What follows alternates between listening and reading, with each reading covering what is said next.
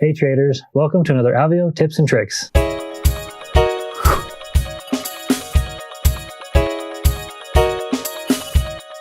Today, we're going to talk about the different ways that you can customize the Orders tab. So let's get into it. The Orders tab shows you all of the information pertaining to all of your open orders, and you can customize any of this. So let's say that you want your pips to be over next to your ID number. All you have to do is click and drag your pips over and drop it, and there it is. You can move any of the columns to be positioned anywhere that you want. Another thing that you can do is hide or reveal any of these sections. To do this, click on the pencil icon and then simply deselect or select to hide or reveal that section.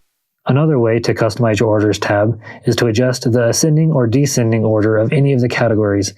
Simply click the category and an arrow will show whether it's ascending or descending. And again, you can do this on any of the categories. And that's it. Customizing your Orders tab is a great way to personalize your trading experience. Thanks for watching, and we'll see you next time.